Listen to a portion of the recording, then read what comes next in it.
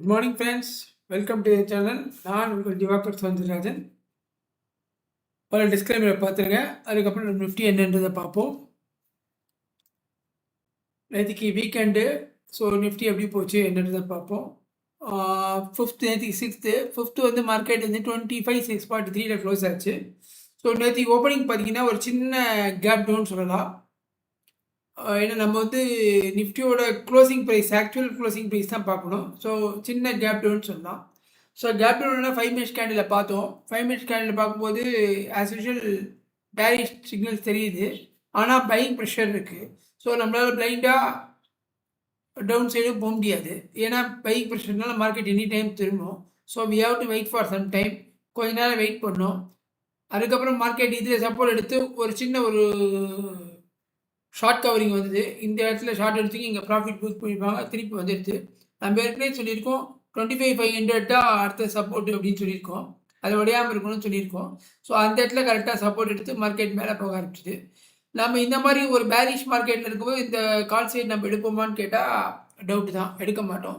So அதே மாதிரி இங்கே வந்தப்புறம் மார்க்கெட் தடுமாறதுனால இந்த பின்பார் ப்ரைஸ் ஆக்ஷனை பேஸ் பண்ணி இந்த இடத்துல ஒரு நம்ம ட்ரேட் எடுத்து இதை டார்கெட்டாக வச்சுருக்கலாம். இதுதான் நேற்றுக்கு நான் பண்ணேன். அதே மாதிரி இந்த இடத்துல கிட்டத்தட்ட ஒரு 80 பாயிண்ட்ஸ் கிடச்சிது. ஸ்டாப் லாஸ் ரொம்ப ரொம்ப கம்மி.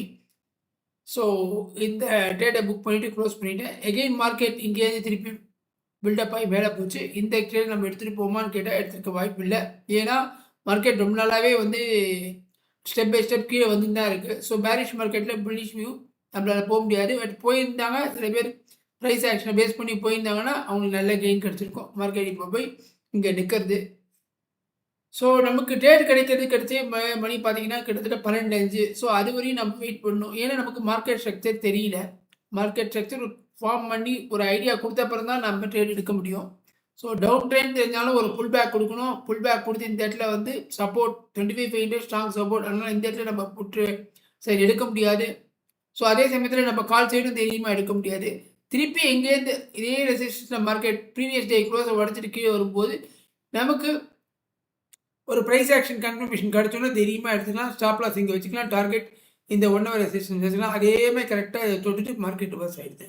அது வரையும் இங்கே ரிவர்ஸ் ஆகலை. கிட்டத்தட்ட 80 to 90 பாயிண்ட்ஸ் உங்களுக்கு கிடச்சிருக்கும். ஸ்டாப் லாஸ் ரொம்ப கம்மியாக இருக்கும்.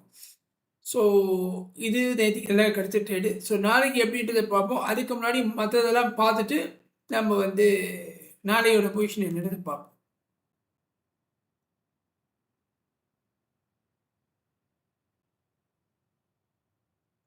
Bank Nifty 56 point and mid gap 55, small gap இதெல்லாமே ஃப்ளாட்டுன்னு தான் சொல்லணும். கோல்டு என்ன இருக்குன்னா கிட்டத்தட்ட 2% இன்க்ரீஸ் ஆகிருக்கு. சில்வர் ஒரு 2% இன்க்ரீஸ் ஆகிருக்கு. சில்வரில் 2% ஒரு பெரிய வேல்யூ கிடையாது. அண்டு இந்தியா பிக்ஸ் டவுன் ஆகிருக்கு. டாலர் ரேட்டு கொஞ்சம் ஏறி இருக்குது. ஸோ இதான் இருக்குது. நம்ம இந்த மொமெண்ட்டத்தை பார்த்துருவோம். டேட்டாவை பார்த்துருவோம். டேட்டா என்ன சொல்லுது? Strong buying candle with buying pressure.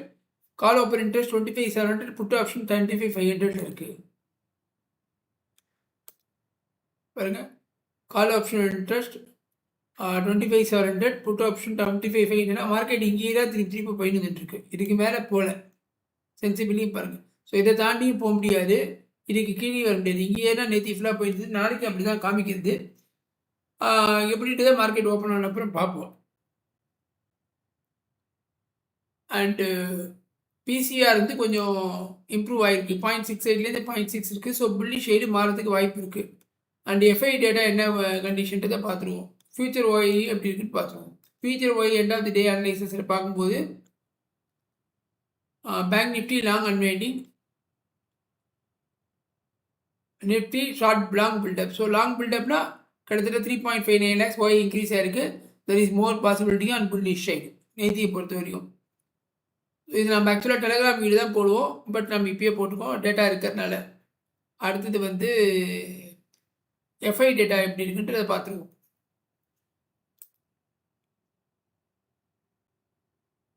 FI data நேற்றுக்கு 1,950 crores பை பண்ணியிருக்காங்க.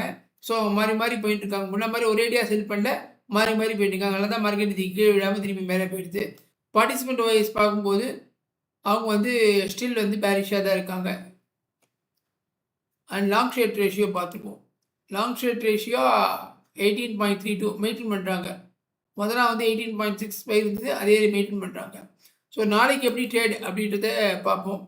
அதுக்கு முன்னாடி நிஃப்டி எப்படி இந்த வாரம் ட்ராவல் ஆச்சுன்றதை ஒரு கிளான்ஸ் பார்த்துருவோம்.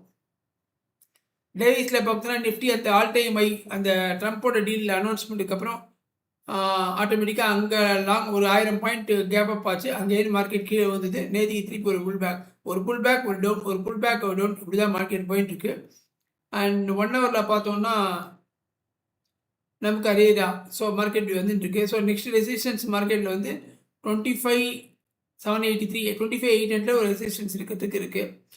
அண்ட் 5 மினிட்ஸில் எப்படி ட்ரேட் இருக்குன்னு பார்ப்போம்னா, ஆஸ் யூஷுவல் நம்ம சொன்னபடி தான் இந்த 25,700 தாண்டி மார்க்கெட், இந்த ரெசிஸ்டன்ஸ் தாண்டி மார்க்கெட் சஸ்டெயின் ஆச்சுன்னா நம்ம கால் சேல் போகலாம். இந்த 25,650 1 ஹவர் சப்போர்ட் ரெசிஸ்டன்ஸ் மார்க் பண்ணியிருக்கோம் பார்த்தீங்களா, இதை தாண்டி மார்க்கெட் சஸ்டெயின் ஆச்சுன்னா ஒரு ரீடெஸ்ட்டில் எடுத்து டார்கெட் வந்து நம்ம இதை டார்கெட் எடுத்துக்கலாம். 25,800 டார்கெட் எடுத்துக்கலாம், ஷார்ட் டேர்ம் டார்கெட்.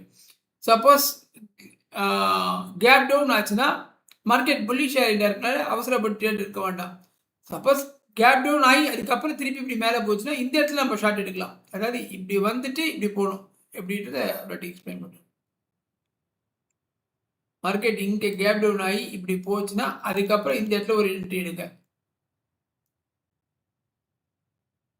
இந்த இடத்துல ஷார்ட் என்ட்ரி எடுங்க. பட் ஆனால் இப்போ வந்து இது வந்து சார்ட் படி பேஸ் பண்ணி நம்ம சொல்கிறது. பட் என்ன ரீசன்ட் டெவலப்மெண்ட்ஸ் அப்படின்னு பார்த்தீங்கன்னா, US India joint statement release பண்ணியிருக்காங்க. நியூஸ்லாம் பார்த்துருப்பீங்க. ஸோ கண்டிப்பாக அதோட இம்பேக்ட்டு அன்னி மாதிரி கேப்பை பார்த்துக்கு வாய்ப்பு நிறைய இருக்குது. ஸோ அந்த மாதிரி கேப்பை பார்த்துன்னா நம்ம வந்து ஒன்றும் ட்ரேட் எடுக்க முடியாது, வெயிட் பண்ணி தான் ஆகணும். நமக்கு ட்ரேட் கிடைக்காது. 99% அப்படி தான் இருக்குது. இன்றைக்கி சாட்டர்டே மார்னிங் வந்து India US joint statement release பண்ணியிருக்காங்க.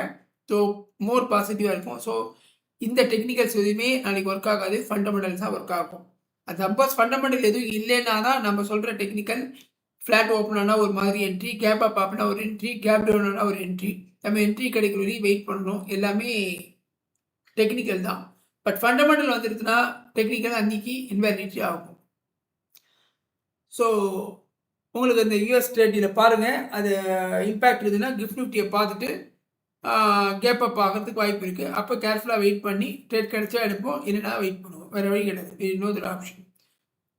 ஹோப் இந்த வீடியோ உங்களுக்கு பிடிச்சிருக்கும்னு நினைக்கிறேன். பிடிச்சிருந்தா லைக் பண்ணுங்கள், ஷேர் பண்ணுங்கள். சேனலை சப்ஸ்கிரைப் பண்ணதுக்காக சப்ஸ்கிரைப் பண்ணுங்கள். Thank you friends.